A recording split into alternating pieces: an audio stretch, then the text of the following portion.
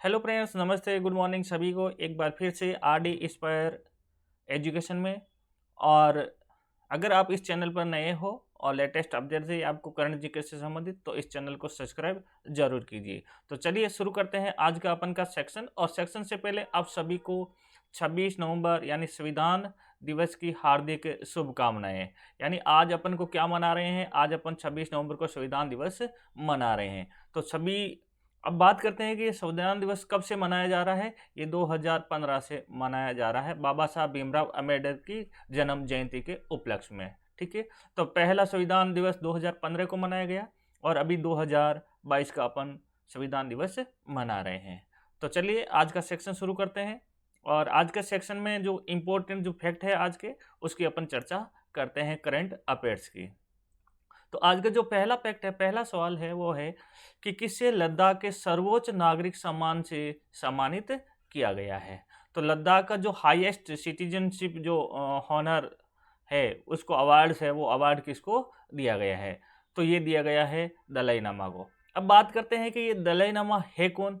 तो ये है तिब्बत के बौद्ध धर्म गुरु, जो भारत के हिमाचल प्रदेश के धर्मशाला में अस्थायी रूप से तिब्बत की निलंबित सरकार को संचालित कर रहे हैं।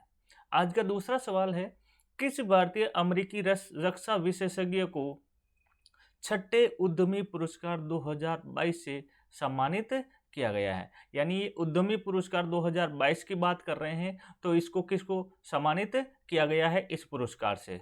ठीक है ना। तो इस पुरस्कार से सम्मानित होने वाले जो व्यक्ति है वो है विवेक लाल। यानी किसको सम्मानित किया गया है? विवेक लाल को सम्मानित किया गया। किसको? अब ये विवेक लाल है कौन? ये भारतीय अमेरिकी रक्षा विशेषज्ञ के तहत उद्यमी नेतृत्व, यानी ये उभरते हुए औद्योगिक इकाई से संबंधित व्यक्ति हैं, जिनको 2022 का सम्मान दिया गया है। नेक्स्ट तीसरा सवाल है, किस भौतिक वैज्ञानिकों को टेम्पल्टन पुरस्कार 2022 दिया गया है? यानी टेम्पल्टन जो प्राइज है 2022 का, वो किसको दिया गया है? और ये पुरस्कार दिया गया है फ्रैंक विल्जेक को। किसको दिया गया है? फ्रैंक विल्जेक को ये पुरस्कार दिया गया है। नेक्स्ट सवाल है अपन का आज का, वो है किसे 52वें दादा साहब फाल्के पुरस्कार से सम्मानित किया गया है? यानी जो दादा साहब फाल्के अवार्ड से दिया जाता है, ये 52वां किसको दिया गया है? तो ये 52वां दादा साहब फाल्के अवार्ड है, वो दिया गया है आशा पारेख को। किसको दिया गया है? आशा पारेख को। बहुत ही इंपॉर्टेंट फैक्ट है ये, बहुत ही इंपॉर्टेंट क्वेश्चन है। अक्सर एग्जाम में जब पुरस्कारों से संबंधित क्वेश्चन बनते हैं तो दादा साहब फाल्के पुरस्कार से संबंधित अवश्य ही एग्जाम में एक सवाल बनता है। नेक्स्ट अपन का सवाल है, किसे मरणों उपरांत जापान के सुप्रीम ऑर्डर ऑफ द क्राइसेंथम से सम्मानित किया गया है? तो किसको दिया गया है? ये जापान के पूर्व प्रधानमंत्री है, जिसका नाम है शिंजो अबे। ठीक है, तो शिंजो अबे को इस पुरस्कार से सम्मानित किया गया है, जो जापान का सर्वोच्च सम्मान है, जिनको मरणों उपरांत दिया गया है। नेक्स्ट सवाल है अपन का, किसे महानगर गैस लिमिटेड का नया अध्यक्ष नियुक्त किया गया है? तो भारत में जो महानगर जो गैस लिमिटेड है, उसका प्रमुख किसको नियुक्त किया गया है? अध्यक्ष किसको बनाया गया है? तो इसका अध्यक्ष बनाया गया है महेश वी अय्यर को। ठीक है, ये नए पदभार ग्रहण किया है महेश वी अय्यर ने। किसका पदभार ग्रहण किया है? ये है महानगर गैस लिमिटेड। ठीक है, उनका अध्यक्ष बनाए गए हैं, ये चेयरमैन बनाए गए हैं। नेक्स्ट सवाल देखो, किस वरिष्ठ वैज्ञानिक को अंतर्राष्ट्रीय अंतरिक्ष संघ का उपाध्यक्ष बनाया गया है? यानी वाइस प्रेसिडेंट की बात हो रही है यहाँ पर। ठीक है ना, जो स्पेस इंटरनेशनल एसोसिएशन है, ठीक है, उसका वाइस प्रेसिडेंट किसको बनाया गया है? तो ये वाइस प्रेसिडेंट बनाया गया है अनिल कुमार को। किसको बनाया गया है? अनिल कुमार को बनाया गया है, यानी vice president of the international space association के।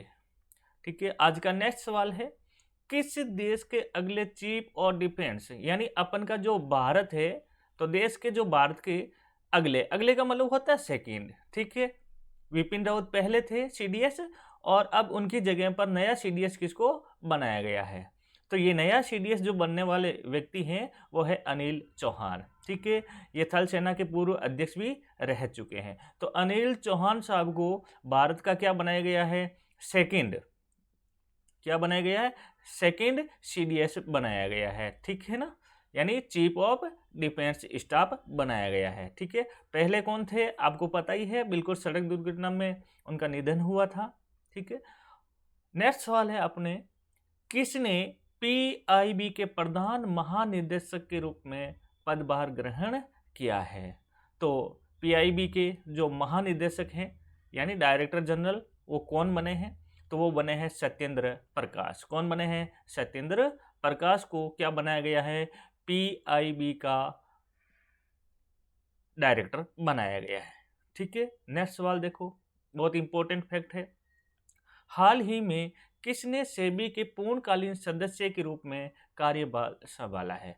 यानी सेबी का जो पूर्णकालीन सदस्य हैं, स्थायी सदस्य हैं, उनका कार्यभार किसने संभाला है। तो ये कार्यभार संभालने वाले व्यक्ति हैं अनंत नारायण गोपाल कृष्णन। ठीक है ना, अनंत नारायण गोपाल कृष्णन सेबी के क्या बने हैं, पूर्णकालीन सदस्य बने हैं वर्तमान समय। बहुत ही इंपॉर्टेंट फैक्ट है, अक्सर एग्जाम में इस प्रकार की जो बड़ी बड़ी नियुक्तियां होती है उनके ऊपर 1 या 2 सवाल हर एग्जाम में पूछे जाते हैं।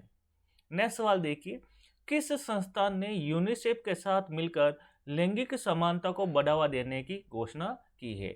यूनिसेफ आपको पता ही है, अंतर्राष्ट्रीय स्तर पर मानवता के लिए कार्य करने वाली एक बड़ी संस्था है। ठीक है ना, जो मुख्य रूप से शिक्षा से जुड़ी हुई और मानवता के यानी मानव अधिकारों के संबंधित मुद्दों को उठाती है। ठीक है ना, तो इसमें लैंगिक समानता को बढ़ावा देने की घोषणा की थी। ठीक है, किसके साथ मिलकर, तो अंतर्राष्ट्रीय क्रिकेट परिषद के साथ में मिलकर, यानी जो इंटरनेशनल क्रिकेट काउंसिलिंग है उनके साथ मिलकर ये यूनिसेफ अपना मिशन है यानी लैंगिक समानता को बढ़ावा देना जारी रखेगा। ठीक है, किस पूर्व भारतीय क्रिकेटर ने भारत में बना कैमरा ड्रोन लॉन्च किया है। यानी एक भारत के पूर्व प्रसिद्ध क्रिकेटर हैं जिसने भारत में ही बना कैमरा ड्रोन, जिसका नाम है द्रोणी। ठीक है, तो द्रोणी को लॉन्च करने वाला व्यक्ति कौन है वो भारत का महान क्रिकेटर, तो वो महान क्रिकेटर है महेंद्र सिंह धोनी, जो भारतीय क्रिकेट टीम को लंबे समय तक कप्तान भी रहे थे।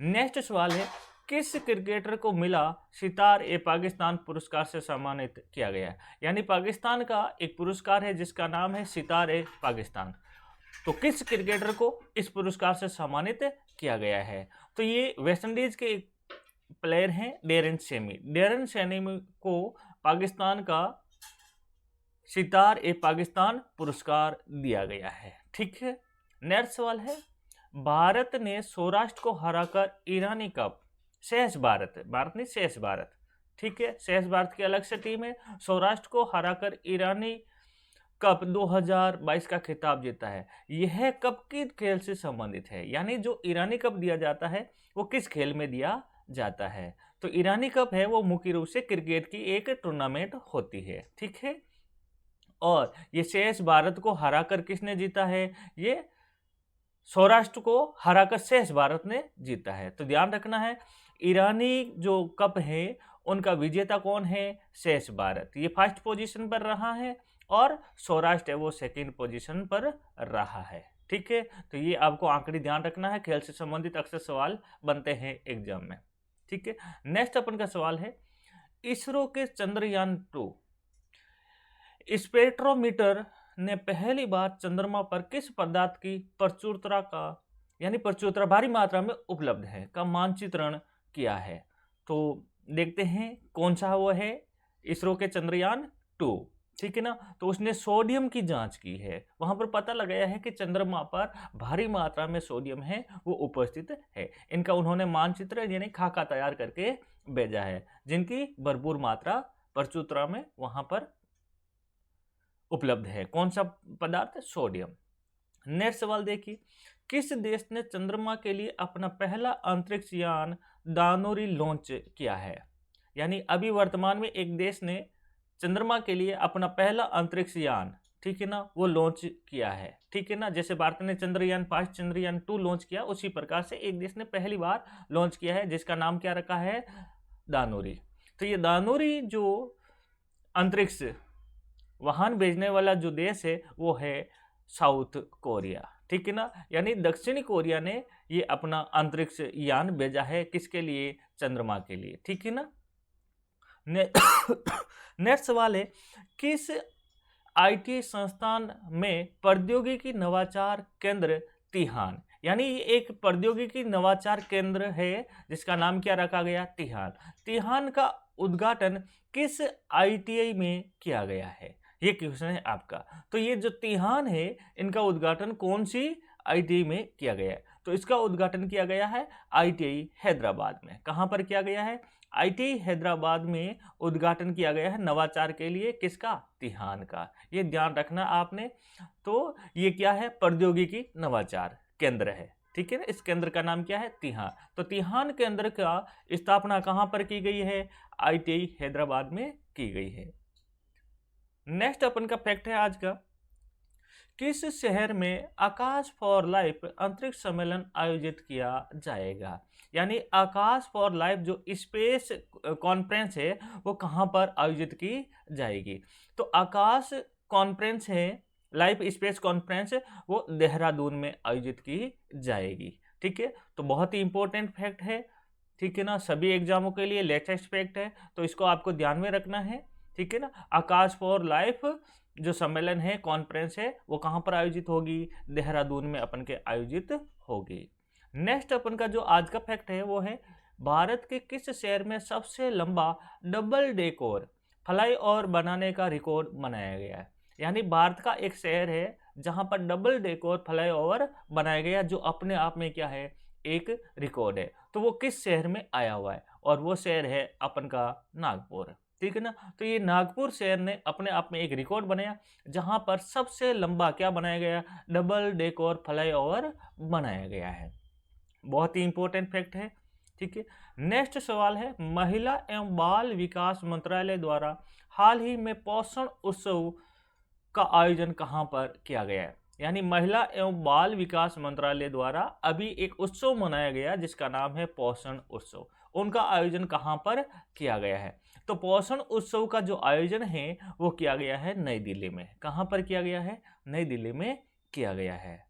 आज का अपन का नेक्स्ट जो इंपॉर्टेंट फैक्ट है वो है, केंद्रीय मंत्री अनुराग ठाकुर ने किस शहर में Akhil Bharatiya police judo cluster का उद्घाटन किया है, ठीक है ना। तो all India police judo cluster का उद्घाटन किस सिटी में किया गया है? ये क्वेश्चन है अपन का। तो ऑल इंडिया जूडो क्लस्टर का जो आयोजन किया गया वो किया गया है नई दिल्ली में। कहां पर हुआ है? नई दिल्ली में। ये किसने किया था? केंद्रीय मंत्री अनुराग ठाकुर ने किया गया। तो Akhil Bharatiya police judo cluster है, बहुत ही इंपॉर्टेंट फैक्ट है। तो याद रखना, all India police judo cluster है वो कहां पर है? न्यू दिल्ली में है अपन के, ठीक है ना। तो आज के सेक्शन में अपन के काफी इंपॉर्टेंट फैक्ट लेकर आए थे। कुछ सवाल बहुत ही अच्छे हैं जो अक्सर एग्जाम में पूछे जाते हैं। इसी प्रकार से नवीन जो अपडेट है वो पाने के लिए आप इस चैनल को सब्सक्राइब कर सकते हैं। वीडियो अच्छा लगे है तो उनको लाइक और शेयर कीजिए, और चैनल पर नए हैं तो सब्सक्राइब आप जरूर कीजिए, और अपने दोस्तों से भी कहिए कि चैनल को सब्सक्राइब जरूर करें, ठीक है। तो इसी प्रकार से अगला जो नेक्स्ट वीडियो है वो भी इसी प्रकार से लेकर जल्दी ही आएंगे आपके सामने। तब तक सभी लोगों का बहुत बहुत आभार। जय हिंद, जय भारत।